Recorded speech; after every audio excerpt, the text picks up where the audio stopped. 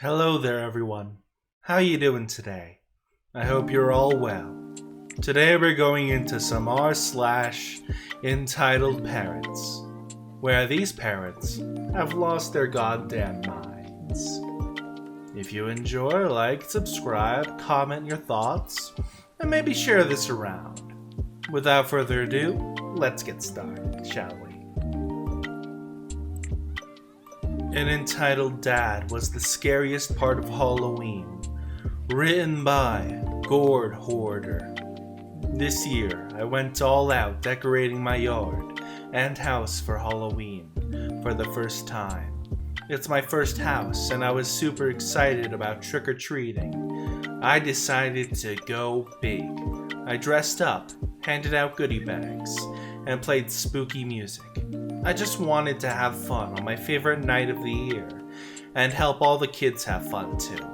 I made goodie bags that included some stickers, a small toy, 3 fun-sized M&Ms, and a full-size candy bar.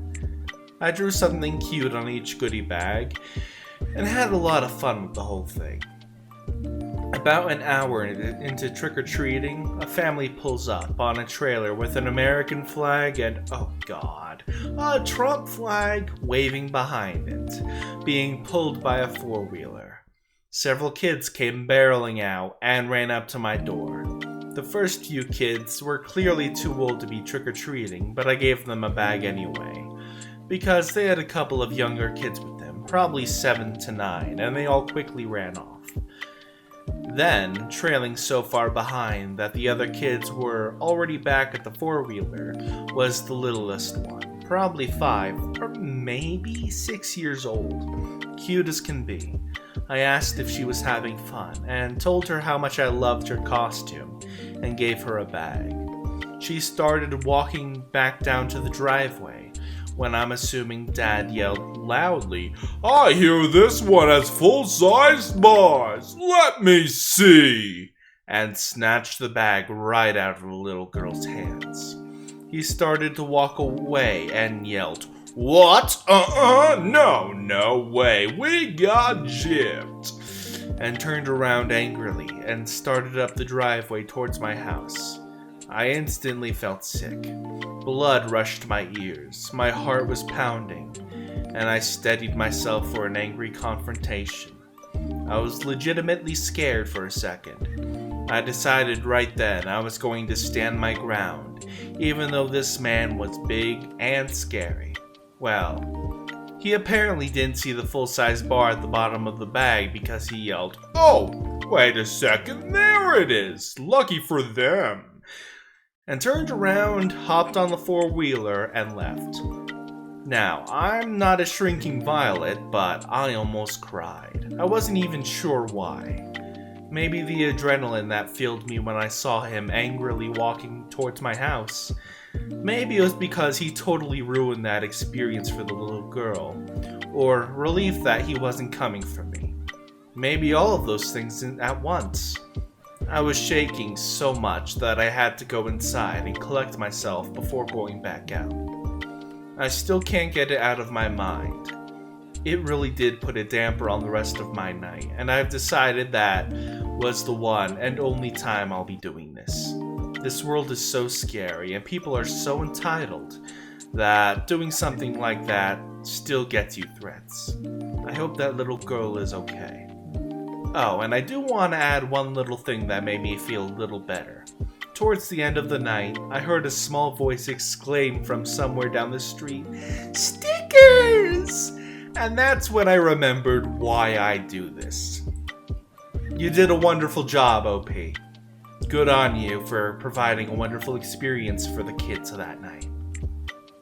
I'm sad that dad was an absolute asshole, but what can you expect with those kind of flags? Karen demands I give my service dog to her child, as it's more in need than me. That happened a few weeks back, and I was really hesitant to share it here, hoping that Karen doesn't recognize herself. Here it is. I, 23, non-binary, was browsing in a shopping center with my autism service dog, Knox. As a training, I was picking clothes and trying them on, hoping that at the end of the training, I'll find something that suits my style. As I was entering another alternative clothes store, Karen tapped me on the shoulder. You know that dogs aren't allowed in stores, right? Me responding, visibly confused. I'm sorry. Are you deaf? Said the Karen. I said that you need to leave. Me as I point out to the Knox's vest, showing the label and program name that certified her. Ma'am, this is a service dog. The Karen then cuts me off. You are clearly not disabled, even less you're not autistic. Oh god, I hate this story already. You can talk. Now leave the store before I call security and get you banned. Me, barely holding back my tears. Excuse me, please. No! The Karen said, interrupting me once again. I'm going to walk you to the exit to be sure that you and your dog are leaving. In this moment, Knox alerted. I needed to sit down, but I couldn't. Everything was so loud, and seemed like the lights were getting even brighter. I started crying, and Knox moved between my legs for comfort. Me sobbing and repeating, "Go away!" Karen talking over me. Oh, grow up. My autistic, no verbal scam dog trained my ass. Her speech becoming more and more muffled as I got more and more overwhelmed. I attempted to sit on the ground and the Karen grabbed my arm. "Do not touch me," I responded quite loudly. If up until this moment we didn't have a crowd, now we definitely did. The security guard appeared. I calmed a bit, enough to understand speech at least. "What's happening here?" Karen. "This person over here is faking. They have scammed a program to give them a service dog for their autism. My child will benefit from that dog more as he really has autism and doesn't speak. I need that dog." As she was saying, I felt a tug on Knox's leash, and I unclipped it from her collar. Now I was holding Knox for her harness as she was sitting right in front of me, giving me gentle snuggles and kisses. "How dare you! SG, do something!" SG turned to me. "Mister, is that dog a service dog?" Me, still crying, responded, "Yes." "They do not need it," the Karen said. "Shush! Do you have an ID for that dog? And can I have yours?" I responded with yes. I gave the Sergeant General the needed documents. They checked them and then gave them back. I'm not from the US or the UK. There's no such thing as owner-trained service dogs. Service dogs are trained by professional trainers and are free. There are requirements that need to be met, such as diagnosis and/or an interview with medical team leads or a therapist. The Sergeant General responded, "Your documents are intact. You may go." The Karen said, "No! That's not fair! My kid needs that dog more than this adult." "Ma'am, I will ask you to return the leash to this gentleman and continue your day." The Karen said, "No! This is for my service dog that they're now holding." "Ma'am," the Sergeant General responded, "that is theft. If you don't return the leash now, I'm afraid I will have to call the police." The Karen handed the leash to the Sergeant General, who gave it back to me.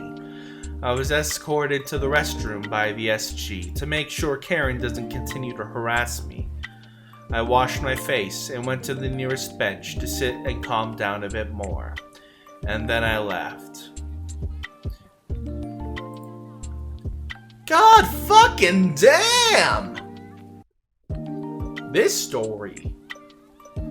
That Karen. Fucking asshole. Like, I have autism. I can talk. That doesn't mean I'm not autistic. People, I swear, people. Just people. And for our last story, Halloween is ungodly, so give my child candy. I just wanted to share my little dose of absurdity from tonight. So, I had a surgery last week that involved the cutting of some of my ab muscles, and I'm still not able to move around much. On top of this, I was the only one home as my sister is going to consultations for her upcoming surgery. As a result of those factors, my family decided we weren't going to really celebrate Halloween this year. We didn't put up decorations, didn't buy candy, and had our porch light off to indicate, no candy here, sorry folks, to all the children running about. Things were going well until around 7:45 when I hear a knock on our door. I, of course, ignore it. They knock again. I ignore it. They ring the doorbell. At this point, my pain meds were wearing off, and I was planning to not move until I went to bed, so I wouldn't have to redose, but that means I'm short-tempered. I concluded the parent of these children needs some education, and get up. This woman is peeking in our front window and gets the pleasure of watching me hobble down the hall to unlock the door. I open the door with a scowl and, admittedly a bit rudely, said, "No lights means no candy." The kids looked disappointed, and the mom scowled at me. Come on, surely you have some candy for my kids. No, I don't. Get off our porch. Well, why not? I then shut the door. She rang the doorbell again, and knocked again, and rang the doorbell. I hadn't left the door because I had to sit down before I moved again.